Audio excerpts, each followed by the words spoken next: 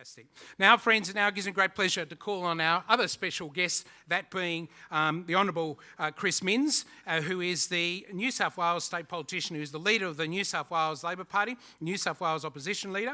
He was elected to the New South Wales Legislative Assembly as a state member for Kogarah for the Labor Party at the 2015 New South Wales state election. Chris was previously a Labor Party official, a ministerial advisor, a firefighter, I can't wait to hear about his stories fighting fires, and a youth mental health worker. He has served as the shadow minister in the opposition front bench for a number of years, and Chris was raised in the St George area, where he studied at Marist College, Kogarah, and he holds an undergraduate degree at the University of New England in Armidale, attended Princeton University in the United States, where he was awarded the Master in Public Policy in 2012-13. Chris is married and has 3 sons with his wife Anna. Upon his return from Princeton, while his wife pursued her own business opportunities, Chris became the carer of his young sons before nominating for Parliament. Chris has previously worked in the charity sector for youth mental health charity, as well as a firefighter and as advisor of the New South Wales Government, and also as the Assistant Secretary of the New South Wales Labor Party.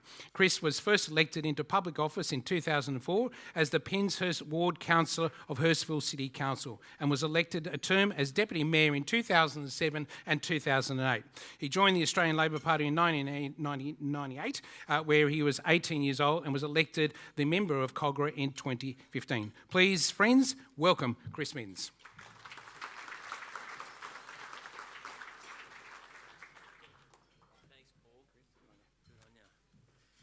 Well, thanks so much, Paul.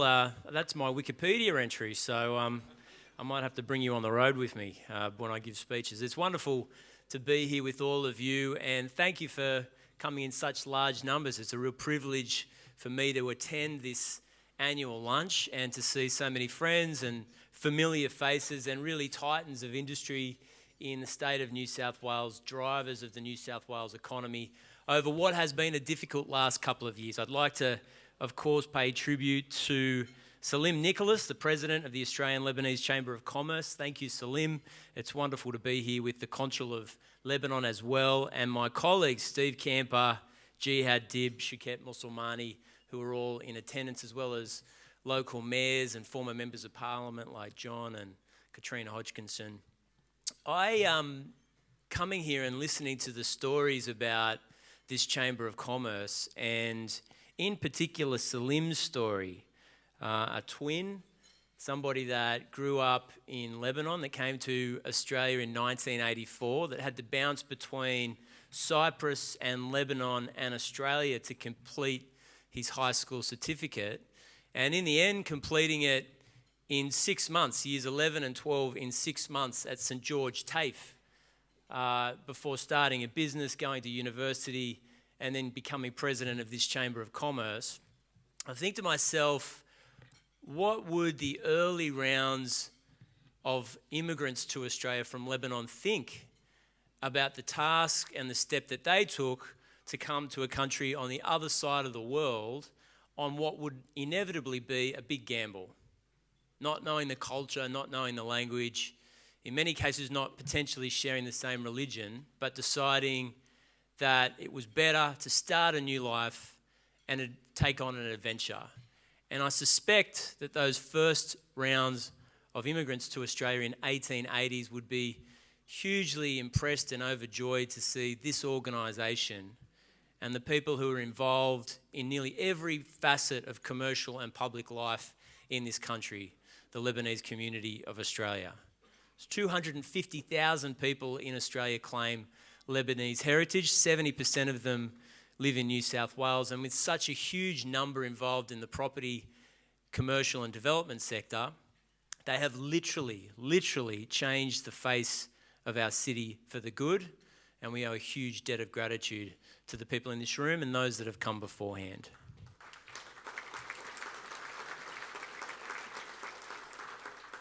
And in many respects, the story of Sydney is a story about immigrants coming to this country, working extremely hard, creating a life for themselves and their families, and adding to the culture and the economy of Sydney and New South Wales. I think about Paul Signorelli and his father Biagio coming to this exact wharf and then 40 years later buying it and putting in this wonderful function centre and wedding reception centre. And Paul's right, I did get married in this room 16, 17 years ago, and I think our marriage is still going strong. I haven't seen my wife in a few weeks with all the work that's taken place, but I'm pretty sure we're still going well.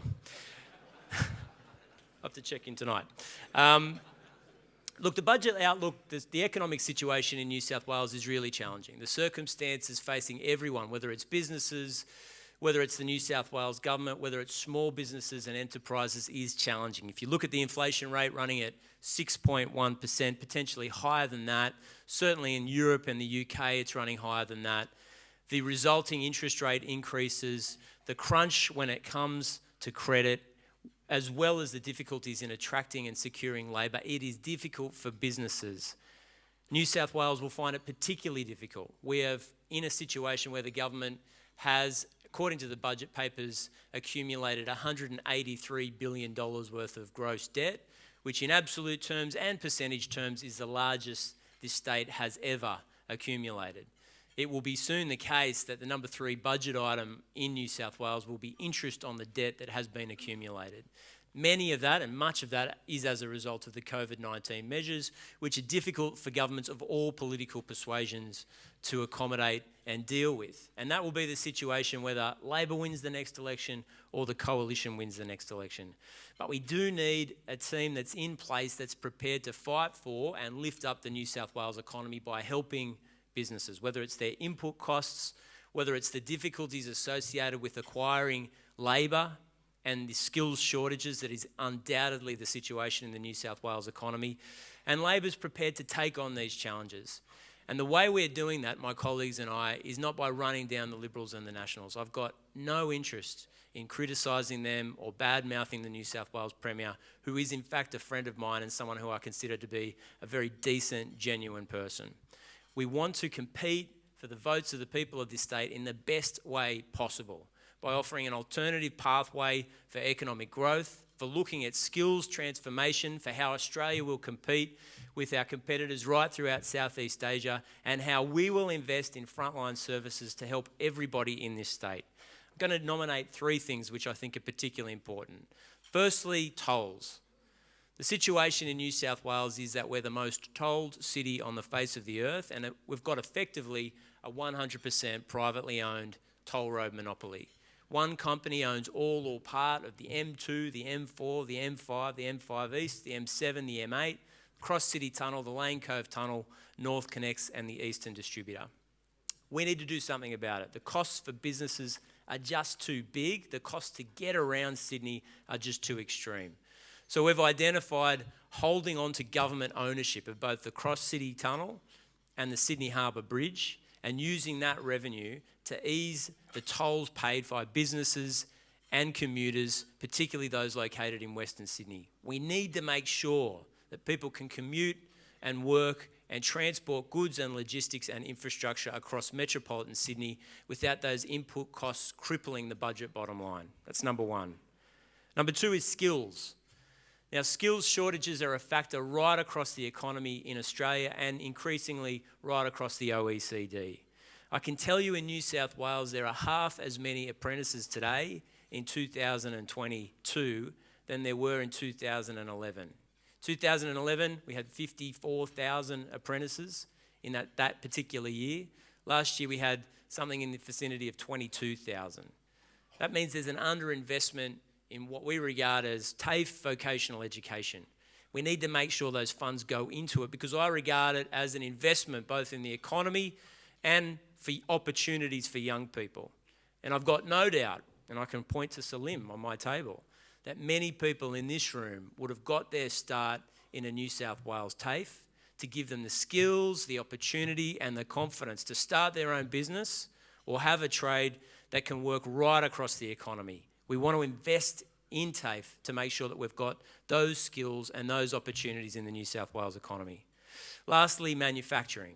Manufacturing is very important. We've got a situation in New South Wales where we've lost about 42,000 manufacturing jobs in the last 12 months, while in the same period we've got a situation where Queensland's added about 7,000 manufacturing jobs. We want to make sure that there's good pathways for young people to start a trade to earn a skill, to work in an industry where they work with their hands, particularly in regional New South Wales. It might be in the Hunter Valley, it might be in other cities or towns in regional New South Wales. It's crucially important for the New South Wales economy. So we're going to start by mandating a 30% tender weighting for domestic firms, Australian firms, that will build and manufacture here, right here in New South Wales. Now, there are three practical things we think we can invest in to get the economy moving, to make sure that we've got a dynamic, forward-looking economy, and that rather than the New South Wales Labor Party or oppositions of any political persuasion standing up here or on the news, bagging out the government, talking down the state, whinging about how difficult things are, focusing in a positive way about what is possible in New South Wales and what is possible in Australia. And I think it's that same positive, optimistic mindset that has driven so many businesses here to such success, that's seen so many migrants come to this country and be huge successes in their personal businesses. And I'd like to capture that same spirit for the New South Wales government. Happy to take questions, and I really, really warmly appreciate the opportunity to speak to you today.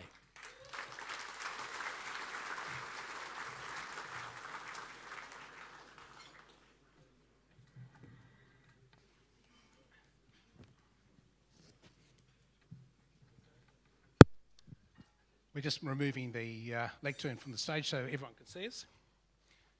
Thank you, Chris. That was a great presentation. The great thing is that I contacted Chris earlier this morning and said, let's wear the same blue tie. So we're both looking very blue in our outfits. So, Chris, well done, and thank you for coming today. I know how busy you are, but it's great that you've been able to present today and also be in this Q&A. And I've got to give you a couple of bouquets. Firstly, you brought the Labor Party together and you've shown leadership, which is fantastic, and you've also provided us with a credible alternative here in New South Wales. And then also the fact is you supported the government during COVID, and that's a big thing to do. And congratulations to you in uniting the party, but also seeing that we need to all work together to get through this crisis. And Yeah, no, thank you. Thanks, Paul. I got the job between the Delta outbreak and the Omicron wave. And at the time, there wasn't a huge outbreak, and we were just starting to see the end of lockdowns, and business was coming back, and it seemed like industry was ready to take off again. And then we got another round of COVID hitting New South Wales and Australia. And I remember speaking to my colleagues like Jihad Dib and Steve Camper and saying, if Kerry Chan was sitting across the table from us, would we really be saying, no, you're wrong and we're right?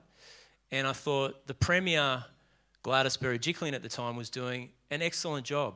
Now, that's not a political statement, she just was. It was extremely difficult to balance the needs of the economy as well as keeping people safe, and I thought she was making the best judgments in the interest of the people of the state of New South Wales. So rather than jumping up and bagging her out, I thought, let's support her. Now, more often than not, I'd stand in front of the TV cameras and say, I think Gladys has made the right decision, and it would end up on the cutting room floor. I just wouldn't make the TV. But I think it was the right decision, and we've tried to keep that culture and that character alive as we head into the election campaign. Well done. I think that is, yes, put your hands together. Your vision for New South Wales?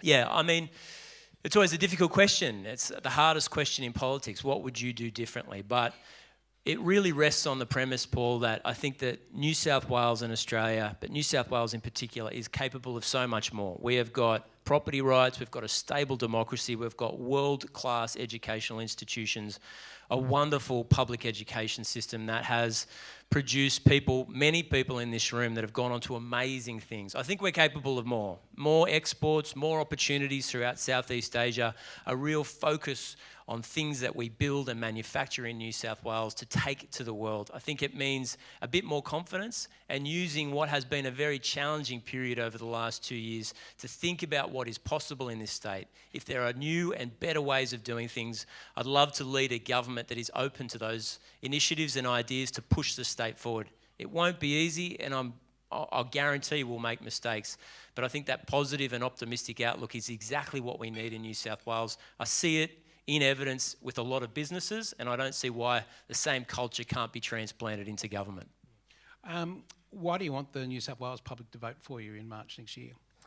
Well, I mean, it's a matter for them. I mean, there's going to be rusted on Liberals and Nationals that we're just not going to get, and I completely accept that. And but I would say this, it's been a long time in opposition for us, and many people in this room and in the wider community didn't vote for us in 2011 and 2015 and 2019. And I think we've learned from those failures and those mistakes to focus more on what we would do differently and on positive, optimistic plans for the future of New South Wales and presenting that to the public rather than carping or complaining about what's happening. Now, I'm hopeful that people say it's a new style of politics and we're interested in that. We think that's what the state needs.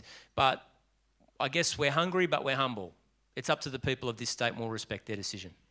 As you know, you're a party. It's not just Chris Minns, but who's your team and what do they stand for and how do you think that they will work with you going forward? Yeah, we've got a really tight team, some of whom are in the room with me today. And you've got Steve Camper, who's got over decades worth of commercial experience as running an accounting firm. We've got Shiket Musulmani, strong, long-term member of the New South Wales Upper House, and Jihad Dib, who was a high school principal in Punchbowl Boys for many years and really understands Western Sydney. And I think what I love about Jihad is his optimistic view of what's possible, working in really tough educational environments. They're just three people that are in this room. I think we're looking at politics in a different way. We've got a young, energetic team that are looking at difficult problems and thinking, how would we do them better? We're really acutely aware, Paul, one of the things that we're really acutely aware of is how difficult the economic environment is at the moment, particularly when it relates to business. And we want to make sure that everything the New South Wales government can do to ensure that there's a good supply of skills and labour in the economy and putting downward pressure on the costs for businesses and families, that's what we will do. Because I think we've gone through a tough 2 years and I don't want the next two to look like the last two. We've got to create an opportunity for businesses to springboard in to the next 5 and 10 years. I mean, you're right about Jihad. I've known Jihad, great teacher, principal, headmaster at the school, did wonders there. So for someone to give up a wonderful career in teaching to come into politics, as with Stephen Camper and Shiket Musulmani, it's fantastic you've got people who are passionate because politics, you don't earn lots of money. You give up a lot of time and effort and, you know, you're away from your family. Like you just mentioned, you haven't seen your wife or your kids. It's a big call to be a politician, isn't it? Yeah, it is. And one of the things that really encourages me about politics is when I've been going to schools of late, I've noticed that young people seem particularly interested in politics and public life. And look, there's a natural scepticism and a bit of a cynicism about politicians in this country, and that's probably a good trait, Paul. It's not a bad thing that people hold us to a high standard and perhaps look at us with a bit of a quizzical eye. But I hope that doesn't manifest itself into cynicism about politics because we do need good people, whether they're Labor members or Liberal members or National members or, look, even the Greens. You got to draw a line somewhere. But we need them engaging in the political process because at the end of the day, not just for this generation, but for future generations, we need our best and our brightest involved in public life because they'll make the decisions about what this country looks like over the next 50, 60, 70 years. That's very true. Chris, in this room, there are a lot of people in property, investment, and as we've seen, there's been a slowdown in this space. Should you get elected in March next year, what are you going to do to try to encourage investment into property? Well, one of the things that we're concerned about is the distribution of property in the metropolitan Sydney. You've got a situation where in the next 10 to 15 years, you've got Blacktown Council growing by 200,000 people. You've got Liverpool growing by 190,000 people. Camden, 180,000 people. Parramatta is about 150,000 people. Over the same period of time, Northern Beaches Council will grow by about 28,000, Sydney City by about under 40,000, maybe 35 to 40,000. And this is my favourite, Mossman Council will grow by 998 dwellings over the next 15 years. So there's not the infrastructure to deal with that kind of population growth on Sydney's western fringe. And I'm not going to be a premier that says, as Salim alluded to, in his opening address that says Sydney's full, we can't cope. We need to work on building the infrastructure and the housing to encourage people to come to Australia and start new lives. It's one of the great things about this country that you've got people from different races, religions, languages, and yet we come here and live and work side by side, not just surviving but thriving. And that means creating a pipeline of residential properties that people can afford. And I think it's about telling the story about Sydney. It can be as good, have as good planning processes as London, as Barcelona, as New York City. We don't have that yet. We've got to start focusing on it. Yeah, one of the things the business Sydney is pushing, we need to increase the population here in the CBD. The city of Sydney, their population is around 300,000. We should double it. I mean, if you go to London, you go to New York, you go to Athens, you go to any of these international cities, their population's in the millions. I mean, we've got the capacity. As a result of COVID, a lot of these buildings will probably will be needed for commercial. Why not look at the whole aspect of a mixture of both commercial, residential and retail? Because we need to bring those workers who are at the coalface, your nurses, your cleaners, your teachers, your police officers, your firefighters, because you were a former firefighter, we need to have them closer to the Sydney if we're going to make sure that Sydney stays as the #1 city. Yeah, that's exactly right. If you speak to the police, for example, they say it's extremely difficult to find police for the Northern Beaches Command, for the CBD Command. It's very, very difficult. Almost impossible to find nurses that will work on the lower North Shore or the eastern suburbs because they're just priced out. They can't get close to those major facilities and areas. So if we want frontline public servants to have a vocation in public service, we have to provide the housing for them. Otherwise, they won't come and you won't get the level of service that we need in public services in particular. So it's a crucial point for whomever wins the next election. Yeah. One of the other things that affects most people in this room is the time development applications and building applications get approved. Here it might take, I know with Meriton's, for example, it takes him 2 to 3 years, Harry Triggerboff that is, to get approval, whereas he can go to Brisbane and he gets it within 3 to 6 months. And a lot of business people here in the room have got that same situation. Is there any way you could look at the whole way the planning department works and where we can sort of change things so it can become more accessible, more transparent and more effective in getting outcomes straight away? Yeah, we're looking at that very closely. If I speak to businesses with exposure across Australia, they say that it's so much easier to do business in Brisbane and in Perth, for example. Speaking to the Premier of Perth, Western Australia, Mark McGowan, who's a former New South Wales boy, who said that they really put an enormous emphasis on speeding up approval so they can get private capital into the economy, make sure that there's that job creation pipeline. I think for some reason that's fallen down in New South Wales, and in many instances they say in terms of regulation and red tape, we're the worst state. We can't afford to be the worst state. We are competing against other jurisdictions. In a modern age, capital will go to where it's easiest, where there's the most certainty, where there's a return that they can, in effect, bank on a swift decision. And I think that's particularly true in Sydney. I also think it's true in the regions. I spoke to a man in Braidwood who ran a small business who manufactured and exported goods to Canberra, to restaurants in Canberra. Thriving business. He said he'd been there 20 years. For the first 10 years, it was a problem of decline, people leaving the town, no one coming back in, property values falling.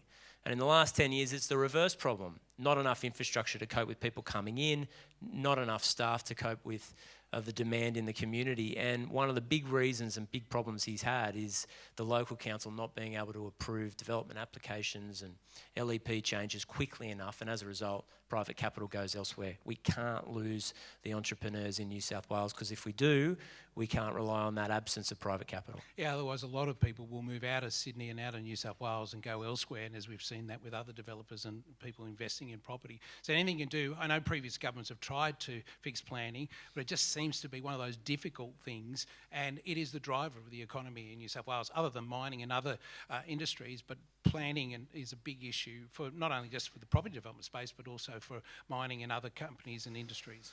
Yeah, that's absolutely true. I mean, I've heard that in planning in New South Wales, they've created a concierge service because there's almost a admission from the New South Wales government that it's going to be difficult to do business with them. So they've created a concierge to try and guide you through it. It shouldn't come to that. It should be a straightforward process with a quick decision so that you can have certainty in where you apply your capital.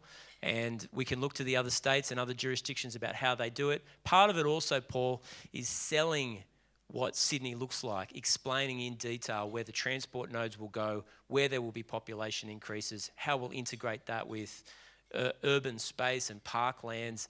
selling that to the people of New South Wales and being honest about what we need to do over the next 10 years to fit people into this state. What are the issues that you're going to be campaigning on leading up to the election? You mentioned 3. Are they the 3 that you're going to be, or are other issues that you think are going to be attracted to the public? Well, look, the most immediate impact for many people is the cost of living, whether it's the household budget or input costs for businesses. I'm really committed to domestic manufacturing. I think there needs to be pathways, particularly for people in regional New South Wales, and explain to them where the jobs will come from. Our biggest export good, Paul, is coal, but there are real challenges when it comes to coal because we can't demand that other countries buy coal from New South Wales. And if that starts to slide and that drops as a percentage of our exports, we need to fill those opportunities and jobs with other things. Now, Queensland, Victoria and Western Australia have brought back domestic train manufacturing. I think we can do it in New South Wales because I think we've got great engineers and manufacturers in this state. And secondly, of the top 6 transport projects that have been offshored, they've had budget blowouts of between 40 and 50%. So the taxpayers aren't getting the savings. We're not getting the jobs here in New South Wales. And I think that it's a good boost for economic development, particularly in a place like Newcastle. We have to say to that community, here's our vision to drive economic growth for you and your communities, and for them to have faith that we'll actually follow through on it. Yeah. Should you get elected in March, what's the first decision you're going to make? Well, that's a really good question. I think the first decision I'll make is in relation to tolls. Tolls are really hurting Sydney's potential at the moment, and I think the decision to sell it off and privatise it when it's effectively a monopoly, people have sat in Sydney traffic and many people choose to use the toll roads, but it's crippling for many household budgets and it's really hurting small and medium-sized enterprises too because it hits you hard and it shouldn't cost that amount of money to get to and from your place of business, your next job, to see your family, to see your friends. We need to take action on it. No, that's great. And if you ever travel down the M2, it's an appalling road. It was a great road when they first opened, but if you go down there, no investment's been spent on improving. And there's so many potholes, not on the M2, but just generally. So anything you can do to improve the roads here in Sydney, because it has a big impact. I mean, I've had to change 2 tyres and it's cost me money. And it's not just myself, but everyone has encountered potholes. If you go on the Gore Hill, if you go on any roads, the potholes is a big issue. Sorry, I know it's got nothing to do. I feel like this is a personal thing for Paul. It's a personal crusade. Has anyone got a good mechanic that we can... No, obviously it's a big issue. We need to make sure that money's getting into particularly country councils that are doing it particularly tough. But tolls are a massive issue. Paul, we've got a situation where tolls will increase at 4% each year, every year for the next 20 years, even if inflation is, for example, at 2%. And if inflation rises above 4%, guess what? The toll jumps higher than that. Yeah. Do you want to take 2 quick questions on the floor? Sure, That's all right, because I'm conscious of time. Michael, I'll give you the microphone, but you got a microphone. A question for Chris? No questions? Come on, there's got to be someone in there. Oh, there's a question over here. I thought I was free and clear. No. We've got 2 questions. There's just one here. Just keep going, Michael. There, you can just see the chap here. Put up your hand just here at the table at 30. Keep them short and sharp, because I'm conscious to get... The building industry is the golden goose for New South Wales, as you all know.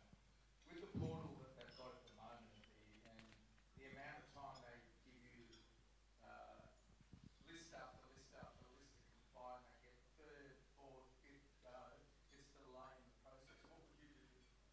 Yeah, there's a few things I want to look at. Firstly, we need to make sure that we're pulling the best practice from other jurisdictions that seem to process applications and building applications and red tape in a far quicker manner. So Brisbane, is my understanding, is the gold standard in Australia. I think we can borrow from what they're doing well.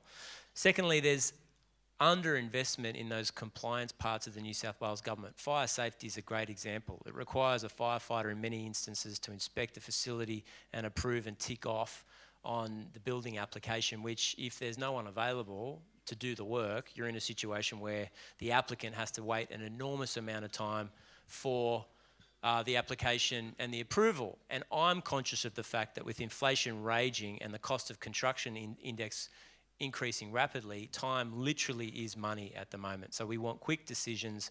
Business wants certainty. We want that private capital into the market in New South Wales. We don't want it leaving New South Wales and going to another state in Australia, or even leaving the country altogether and being invested offshore.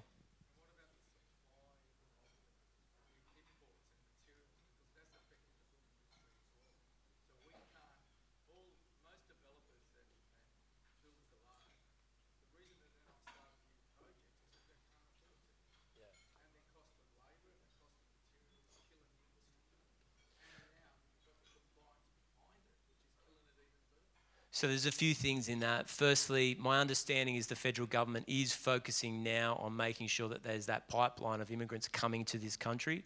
It's crucial for the New South Wales economy. We just don't have enough skilled labour to make sure that the pipeline of works is actually being undertaken. The second question, I'm really conscious about the limits of the New South Wales government and not promising things that I can't deliver on.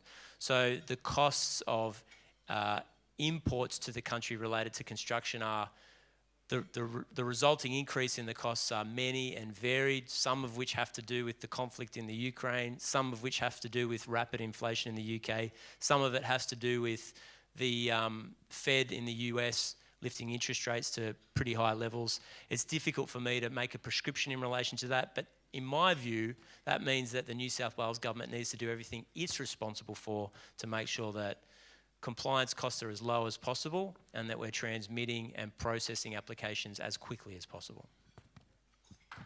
Thank you. Good. Last question down to the end there with Michael. Thank you, Chris.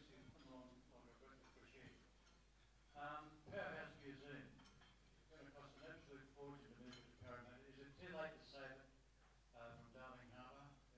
What are your views on leaving it where it is and improving the development there? I'm sure the cost of moving it to Parramatta on a lot of land that floods could be better, that money could be better spent elsewhere. Yeah, thank you, sir. I mean, I think that horse has bolted. I was in Parramatta the other day and they're well underway when it comes to construction. I have to give the government credit. They have made a decision to keep the existing Powerhouse Museum at its current location. I was there last night actually at a function. Obviously, we need to make sure our cultural institutions are well funded so that people have opportunities to take their family places, and when visitors come to this country and this city, they've got things to do and see. Yeah, you've got to give the government credit. They've made a decision to keep it in Darling Harbour. But thanks for your question. Chris, 2 quick questions from me and then you're going to go. When you were a firefighter, did you appear in the firefighter annual calendar? No, not as far as I remember, unless someone took a picture surreptitiously, but it wouldn't have sold many calendars. Because you've got the looks. For, No, I don't. You could have been I don't. My gear's on. January or February firefighter of the year. It's a hard pass. Yeah, it's a hard pass. Okay, no problems. Why did you give up firefighting and go into politics? Well, I mean, I was actually walking past a fire station and I was bored with my job and it had a vacancy. They were hiring and my wife's a bit of an adventurer, so am I. She said, all right, you can do it. We didn't have kids at the time. So, yeah, I finished off my uni degree and did that part-time. It was good fun. Fantastic. Is that amazing? So if you have a fire at your place, you know who to call because Chris will be out there to put out the fire straight away. The final question, and because I'm conscious you've got to go, what gets you out of bed in the morning and what motivates you? Yeah, I mean, I think Michael was saying winning. I think the thing that gets me out of bed is losing, actually. Worrying about losing is probably the thing that I'm most fearful of and is the big motivator in my life. Thanks, Paul. Please, friends, put your hands together and thank Chris Minns. Chris, all the best, very best. I mean, there's 8 months to go. And forget December and January because December's party time and January's holiday time. But you've got a big few months ahead of you, and so we wish you and all your team all the very best. Thank you, Chris. Please. Thank